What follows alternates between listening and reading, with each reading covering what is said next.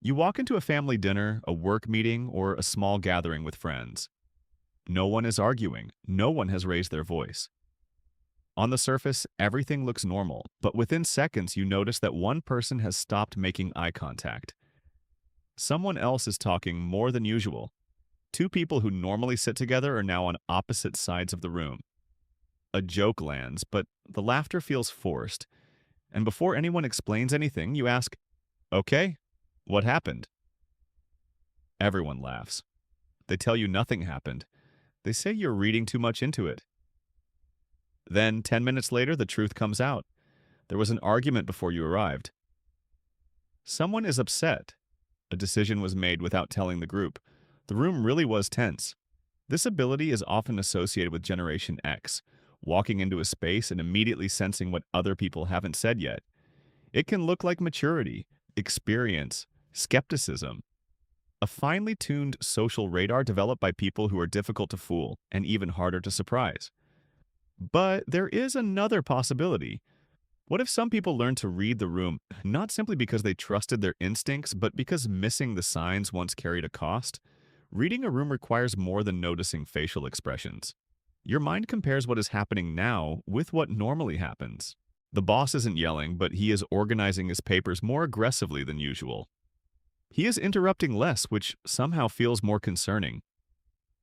He avoids looking at one specific person. Nothing on its own proves that something is wrong, but the pattern has changed. Your brain notices the difference between the expected behavior and the current behavior. It combines posture, silence, tone, timing, distance, and small disruptions in routine. Most of this can happen before you consciously understand what you're seeing. You don't always think, that person's shoulders are tense and their responses are 3 seconds shorter than usual. You simply feel it. Something is off. For many people in Generation X, this kind of awareness may have been strengthened by growing up with more everyday independence and less immediate adult supervision. Not everyone had the same childhood, of course. A generation is not a diagnosis, and no single story can explain millions of people. But many grew up in environments where children were expected to figure things out. You came home, found something to eat, managed your time, solved minor problems, and decided whether something was serious enough to tell an adult. You learned through repetition. I can handle this. I can observe what is happening, make a judgment, and act.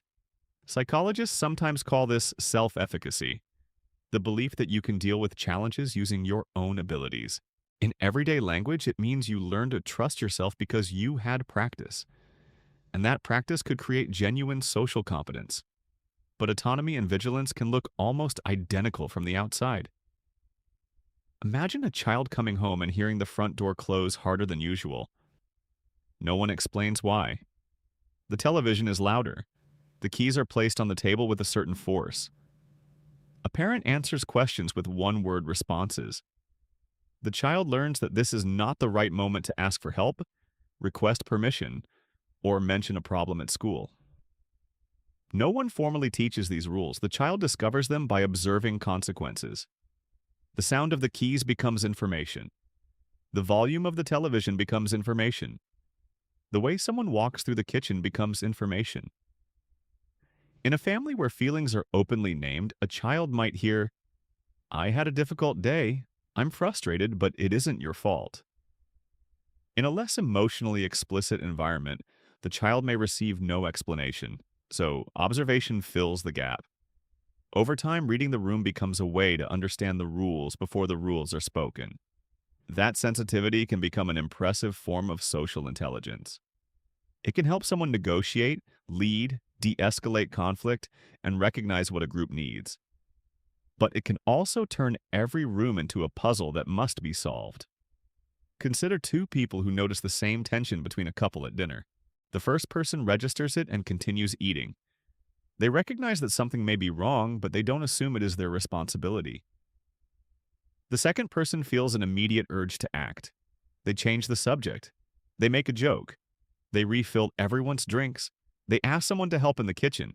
They work to keep the conversation moving before the tension becomes an argument. Both people read the room correctly, but internally they are having completely different experiences. One is noticing, the other is monitoring. The difference is not just what you perceive, it is what you believe you must do with that perception. When observation comes from confidence, information creates options. You can ask a question. You can wait.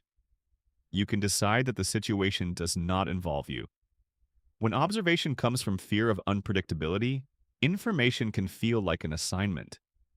You notice discomfort and your body says, fix it, prevent it, control it before it becomes worse.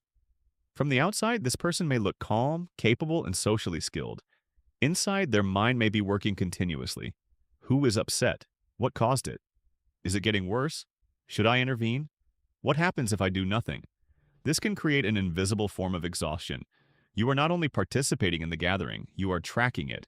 You are measuring changes in tone, anticipating reactions, and managing the emotional temperature of the room. And because you are good at it, other people may begin to depend on you.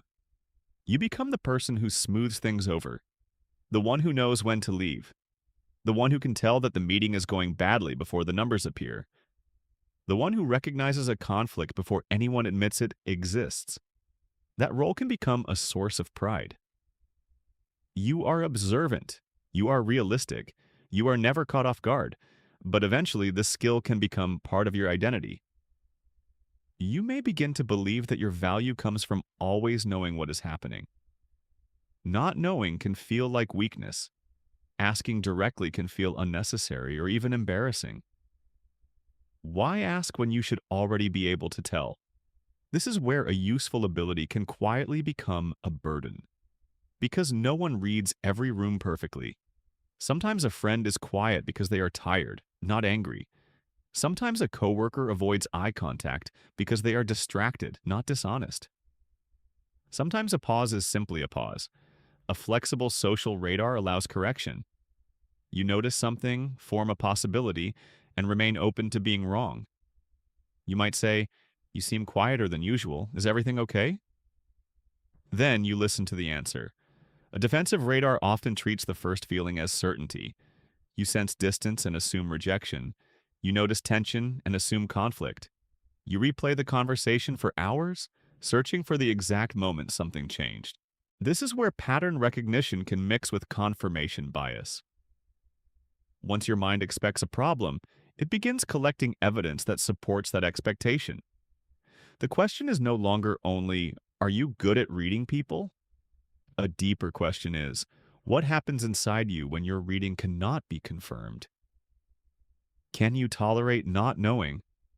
Can you allow another person to be uncomfortable without immediately managing their discomfort? Can you notice tension without turning it into danger? Some people developed this sensitivity through curiosity, experience, and years of face-to-face interaction. They learned to listen carefully. They became familiar with many kinds of personalities. They developed contextual memory, the ability to remember how someone usually behaves and recognize meaningful changes. An experienced manager may notice resistance in a meeting, but they do not panic or force immediate agreement. They ask a question. Then they wait. They allow silence to do some of the work. That is also reading the room, but it is reading without fear. The clearest difference appears after the signal is noticed. A secure person can perceive and choose. A threatened person may perceive and feel compelled. So perhaps the most important question is not, why do some Gen Xers notice everything?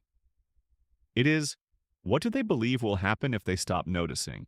Maybe your awareness came from independence. Maybe it came from experience. Maybe it came from living around people whose emotions were real but rarely explained. Most likely it came from a mixture. You do not need to reject the skill.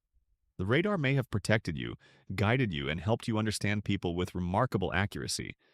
But you can test whether it still needs to operate at full volume. The next time you enter a tense room, try naming only what you actually know. Someone is quiet. The energy has changed. You feel alert. Then add one sentence. Something may be wrong, but it may not be my responsibility to solve it. That small pause separates perception from obligation. Real security may not mean predicting every shift before it happens. It may mean trusting that even when you miss a sign, ask the wrong question, or fail to prepare, you will still be able to respond. The person who walked into the dinner and immediately knew something had happened was probably seeing something real. But the deeper story is not simply that they had sharper instincts. It may be that they spent years learning the language of what people did not say. Reading a room is a skill. Believing you must read every room in order to be safe is something else. And sometimes, the greatest freedom is not turning off the radar. It is realizing that you are allowed to notice the tension without becoming responsible for the entire room. If you recognized yourself, or someone you grew up with, share your experience in the comments and subscribe for more explorations of the hidden psychology behind everyday behavior.